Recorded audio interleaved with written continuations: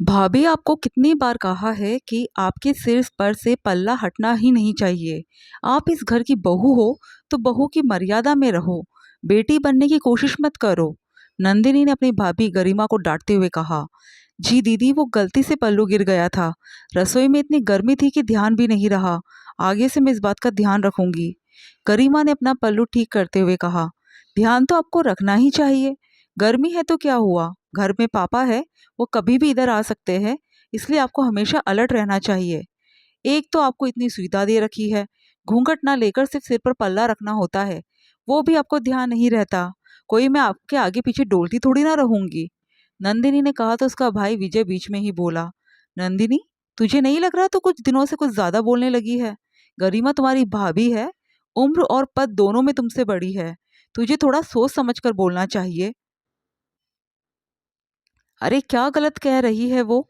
अपने घर के तरीके ही तो सिखा रही है उसे। और फिर ध्यान तो तेरी पत्नी को रखना चाहिए। पर हमेशा हर बात का नंदिनी ध्यान रखती है। विजय को नंदिनी को समझाते देखकर सासू माँ जानकी जी बीच में बोली। पर मम्मी, पापा रसोई में नहीं जाते और रसोई का सारा काम गरिमा को करना पड़ता है। तो रसोई में सिर पर पल्ला रखने की क्या जरूरत है, विजय ने कहा। देखा मम्मी, भाभी के आते ही भैया की भी जबान चलने लगी है। कौन सिखा रहा है, समझ जाओ। हाँ बेटा, सब समझ में आ रहा है मुझे। बीवी गर्मी में रसोई में काम करती है, परेशान होती है, वो दिखता है इसे। पर पहले माँ करती थी, वो नहीं दिखता था इसको। मम्मी, आप कौन सा किचन में सिर ढककर काम करती थी। और हम भी तो किचन में आपकी बराबर मदद करते थे। गरिमा की तो कोई मदद भी नहीं करता। और फिर नंदिनी किस तरीके से गरिमा से बात करती है, ये भी तो देखो। क्या ये अच्छी बात है? तो तू क्या चाहता है, अब बहू के आने के बाद हम किचन में काम करने लग जाए? यही दिन देखना बाकी रह गए थे। बीवी के आने के बाद माँ बहन का प्यार गया चूल्हे में। अब तो इसकी बीवी को हम कुछ कह भी दे तो इसे बुरा लगता है। सासू माँ रोते हुए बोली। भैया रुला दिया ना मम्मी को। सही है भाई, शादी के बाद लड़के बदल जाते हैं। नंदिनी भी नाराज होते हुए बोली।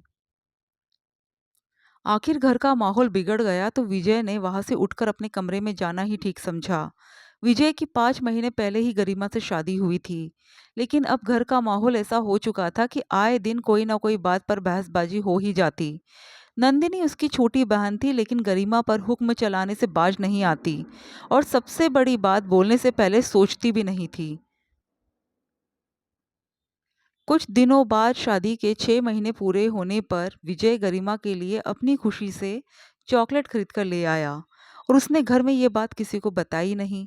दूसरे दिन नंदिनी ने डस्टबिन में चॉकलेट का रेपर देखा तो हंगामा कर दिया।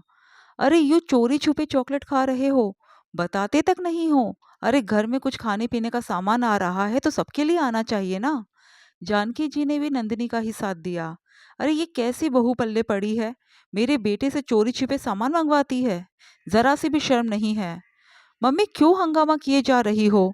हमारी शादी को 6 महीने पूरे हुए थे, इसी खुशी में एक छोटे से तोहफे के तौर पर मैं गरिमा के लिए चॉकलेट लेकर आया था। सिर्फ एक चॉकलेट ही तो थी, और तो कुछ नहीं लाया मैं। बात सिर्फ एक चॉकलेट की नहीं है, बात एक घर के सिस्टम की है। अब तुम हमसे चोरी छिपे काम करने लगे हो। चॉकलेट के अलावा और भी कुछ लाए हो तो हमें क्या पता। वो तो रेपर दिख गया इसलिए पता चल गया कि चॉकलेट लाए थे, पता नहीं और चोरी छुपके क्या क्या करते हो। मम्मी, कुछ भी बोले जा रहे हो। हाँ भैया, अब तो मम्मी कुछ भी बोल रही है। अब बीवी की भाषा जो अच्छी लगने लगी है आपको। पर भूलिए मत, शादी के बाद भी आप पहले मम्मी पापा के बेटे हो। आपकी पहली जिम्मेदारी मम्मी पापा के लिए है। कल की आई हुई लड़की के लिए अपनी जिम्मेदारी भूलिए मत। आखिर घर में किसी को कुछ समझना नहीं था, कोई समझा भी नहीं। गरिमा भी आंसू बहाकर रह गई। विजय ने समझाया कि एक ना एक दिन सब कुछ ठीक हो ही जाएगा। आखिर मम्मी तो नंदिनी के बहकावे में आकर ये सब करती है। जब नंदिनी की शादी हो जाएगी तो सब कुछ ठीक हो जाएगा। वक्त यूं ही चल रहा था। आज ननद की शादी हो चुकी थी और शादी के 4 महीने बाद वो अपने मायके आई हुई थी। सब लोग साथ बैठे थे, तब नंदिनी ने कहा। क्या बताओ मम्मी, मेरा पति तो पूरा श्रवण कुमार है। अपनी माँ की ही भाषा बोलता है। सही गलत में तो फर्क करना ही नहीं जानता। मुझे तो इस 4 महीने की शादी में ये भी याद नहीं कि उसने अपनी मर्जी से मुझे कभी फूल भी लाकर दिया हो। जानकी जी के बोलने के पहले ही विजय ने कहा। अरे ये तो बड़ी खुशी की बात है कि तेरा पति अपनी माँ को सबसे ऊपर रखता है। आखिर वो उनका बेटा है, उसकी पहली जिम्मेदारी उनके लिए ही तो है। अच्छा भैया, ये तुम कह रहे हो?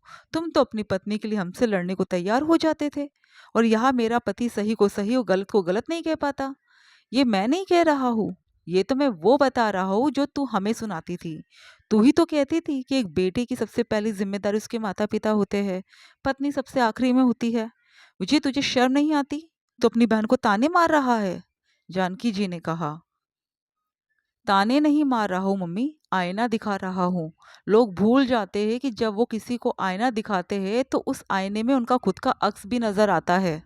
ननद बनकर भाभी को समझाइश देना बहुत आसान होता है, लेकिन जब बात खुद पर आती है ना तो सारे नियम कानून बदल जाते हैं। आखिर विजय की बात का जवाब ना तो जानकी जी के पास था, ना ही नंदिनी के पास, इसलिए दोनों ने चुप रहना ही ठीक समझा।